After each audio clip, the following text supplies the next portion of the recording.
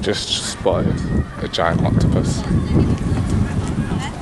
Hey guys, what's up? So it's Sunday, it's about 9:30 in the morning. I haven't had breakfast yet, so I'm gonna head down to Starbucks and go grab myself a coffee and get some food hopefully. And then after that I'm going to talk to you guys about some of the things you might want to know beforehand if you're moving or even just traveling to China, and let you guys get a lay of the land and know what to expect when you first come here. That's about it. We'll go head off now, so I'll see you guys soon.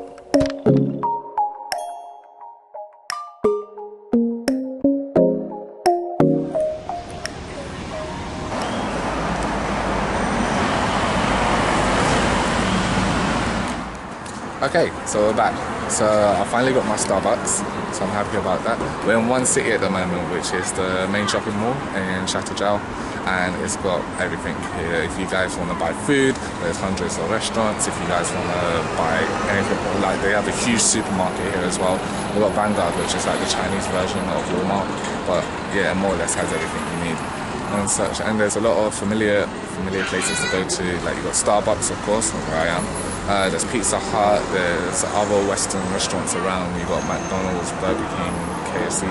KFC's somewhere, I'm not sure where it is specifically from here, but it's somewhere. And then behind me, you've got the nice park. We'll probably walk over there in a little while after I have some more of my latte. And then, yeah, that's it. If you are coming to this park, you want to go to a Chinese restaurant, do bring a translate with you, because a lot of the menus aren't in English, and unless you're practice like reading Chinese characters, you're not going to get it.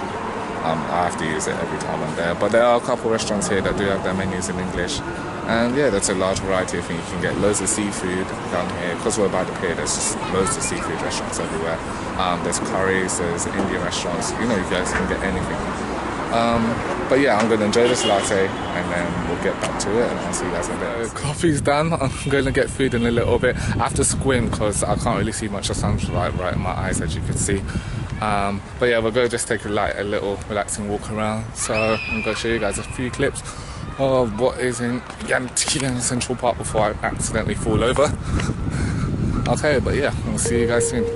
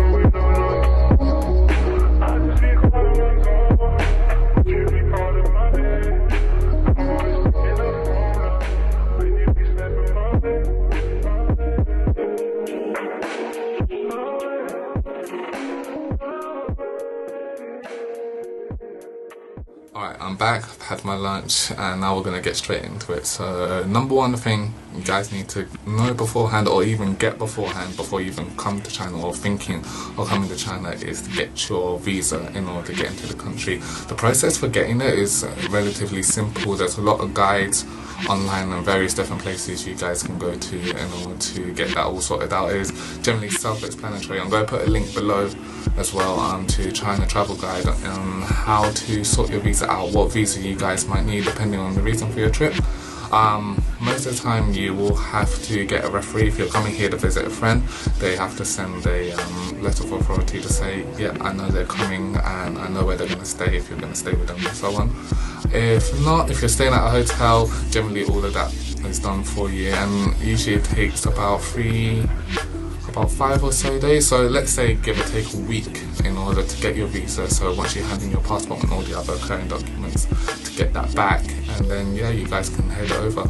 What I do advise, if you are getting a visa, get a multiple entry visa. So if you do plan to go to Hong Kong and you want to cross over the border back and forth, get a multiple entry one, because there's usually either single or double entries, and you don't want to end up going across more than you expected and not be able to come back, because that will cause a lot of issues. I've seen a lot of videos when people, and actually heard whilst I'm at the border, about people who have only single entry visas, and they've gone over and they've tried to come back now, and they're sort of stuck in Hong Kong and they have to pay extra and get their visa reassessed as well in order to get back into the country. So make sure you get a multiple entry one. They usually last 2 years and you can cross over as many times as you want.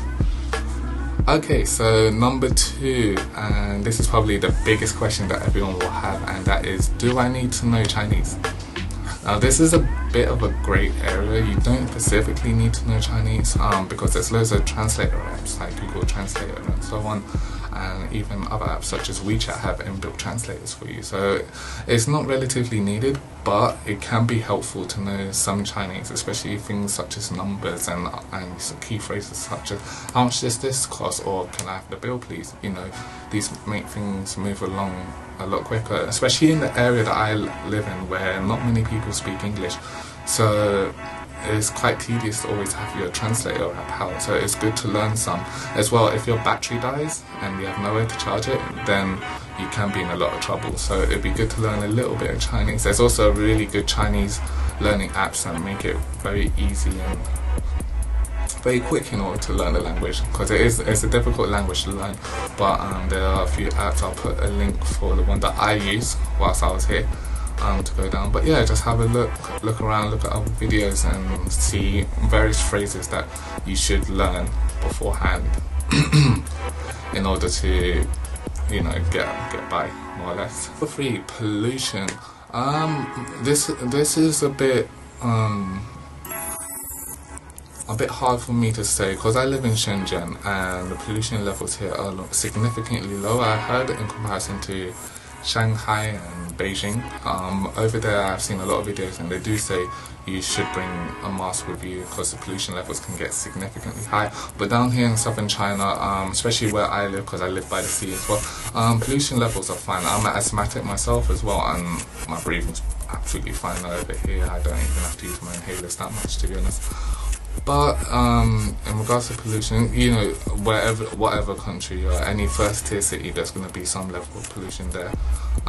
But if you're coming down to southern China, down in Shenzhen, I say don't worry about it too much. Hong Kong might be a bit different just because it's a lot more enclosed, whilst Shenzhen is a bit more open.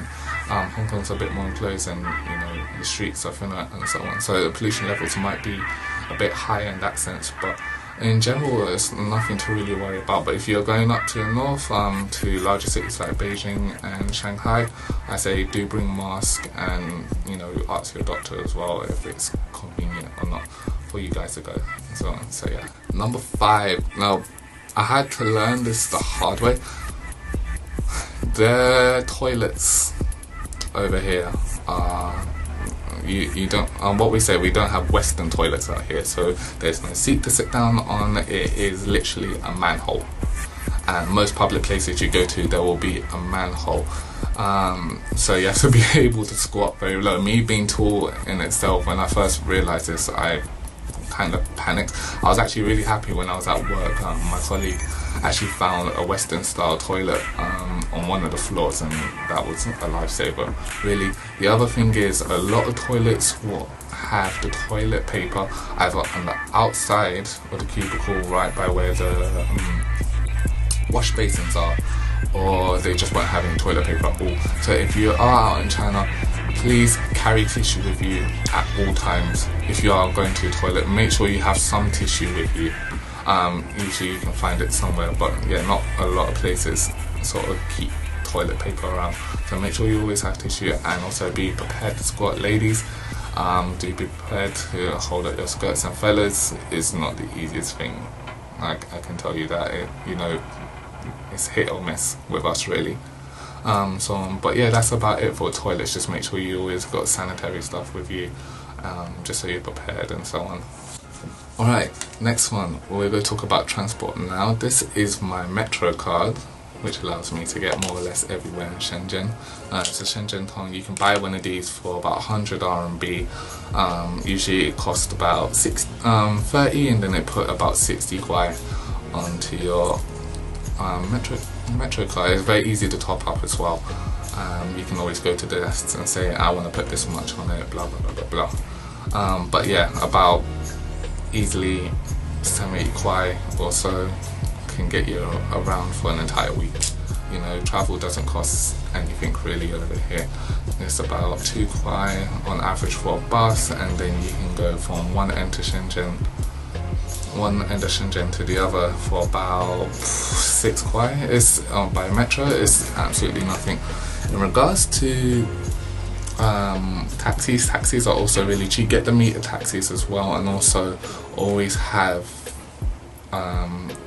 potentially in Chinese the places that you want to go to, so you can just show the driver, or literally just show him on a map and try and say the word for it for him. But it's really convenient to get taxis and everything. Do make sure it's an official taxi as well, because you can get some of these funny ones, and you know, they can take you to various places that you might not actually want to go. So make sure you get meter taxis. There's loads of them, and you'll see them everywhere, and they're really easy to flag down. So next one, money. How much money are you going to need to bring over? You're going to need to bring a lot. How much do things cost? In regards to food, specifically for food, it doesn't cost much. It's very cheap over here. If you want to go to a Western restaurant or a lot of these a la carte sit down restaurants, it will be significantly higher, but it still won't cost you too much. You can get a lot of food for a very cheap amount. For example, for a family of 3, you can spend no more than about £15 to get each of you a free dish course. So you know, it can be very cheap. So it depends where you want to go. If you want to go to Western and more high-end places, it will cost you more. If you want to go to local places, it won't cost you very much. So you don't need to bring too much money over in regards to food. And as I said in the last one, travel doesn't cost so much, so you can get by very easily with only a small amount of money. If you're going shopping and such, if you go to Western brands, they do cost a lot. Chinese brands don't cost too much, and they're very convenient. They have a lot of different things out there for you guys to buy. So yeah, it's all about looking around, and if you go to certain markets, it's just bargaining through really, back and forth on when you want to buy certain things, especially if you're buying electronics and such. I'll get into a tip about that later on as well. But in regards to money, you don't need too much to come out here. In regards to moving over here and the cost of rent and so on, I'll do that in another video. But if you're just coming over here to travel, or if you're just buying food and such, it doesn't cost anything. What I would say to you guys is, when you usually come over, when you go to the exchange, they usually give you 100 RMB notes, and over here that's a lot. That is a lot of money. You'd usually get like a drink, like a Coke, for about 3 kwai. If you compare that from 100 down to 3, there's big difference. So if you're at the exchange, try ask for smaller denominations if they have them. If not, it's easy to use change and everything. But well, get change and such. But sometimes people do look at you, and when you hand them 100 RMB note, and they're like. But yeah, so that's about it. Yeah, try to get small denominations as you can, and yeah, money isn't really an issue for most people when you're coming over here. Yeah, okay, so there's certain things you do need to be aware of when you come over here, and this might catch a few people by surprise. For example, if you are coming over here for the first time, whether it be Shenzhen, whether it be Beijing, whether it be Shanghai, or anywhere else in China, please be prepared for the staring. And when I mean like people staring at you, it's sort of not like you know, you'll catch them looking at you and they'll sort of hide away. These people will stare into your eyes and sort of look into you and just be like, what? And most of the time it's not out of rudeness, it's not because they don't like foreigners or such. A majority of the time it's because a lot of these Chinese people have never seen a foreigner in your life, so you guys are a complete and absolute myth to them. So you know, they're finding this really strange. They're like, whoa, like, guy, what is that? You know, sort of vibe. It's not nothing rude. What I say in order to break the ice, usually you just give them a wave or just say hello or ni hao.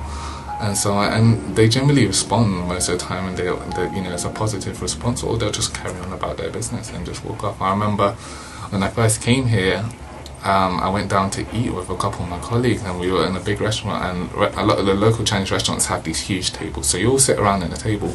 And I remember I sort of felt a presence like shadowing over me, and I was like, whoa, what is this? So I look up now, after looking down my plate, I look up, and there's a child just standing there, staring with his like jaw dropped. He's just staring, and I can tell you from now, the child stood there for a good 5 to 10 minutes.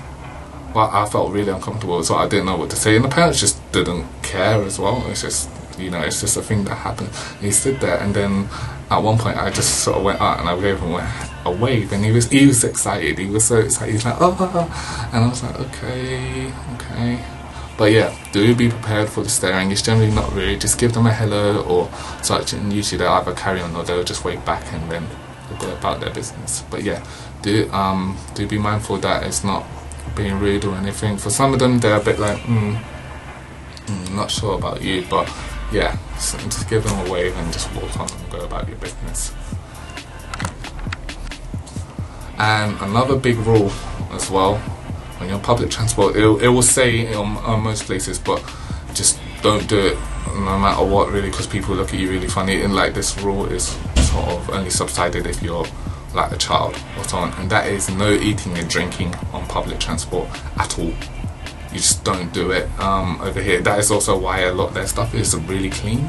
So I say this specifically in Shenzhen, like, they take cleanliness to a whole new level. You can walk the streets, and actually no, I was gonna say, like, you know, the floor is clean enough to eat off, but you get the idea. You get the idea. You know what I'm talking about. But yeah, do not eat or drink on the buses. Maybe some water. If it's water, they might not think too tough, because it's just a bit of water. Any sticky substances, any sugary drinks, no, don't touch it at all. Don't touch it, because the driver will flip out, the people will flip out, everyone will look at you like, what are you doing?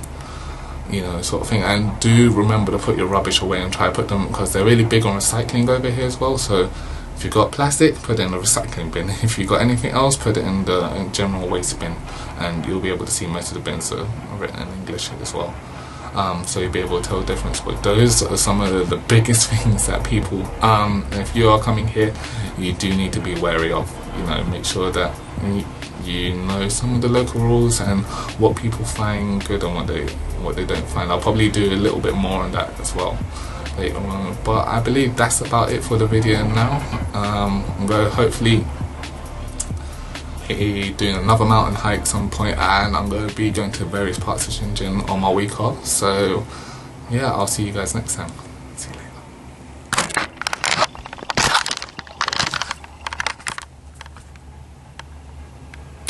Yeah, that was bad.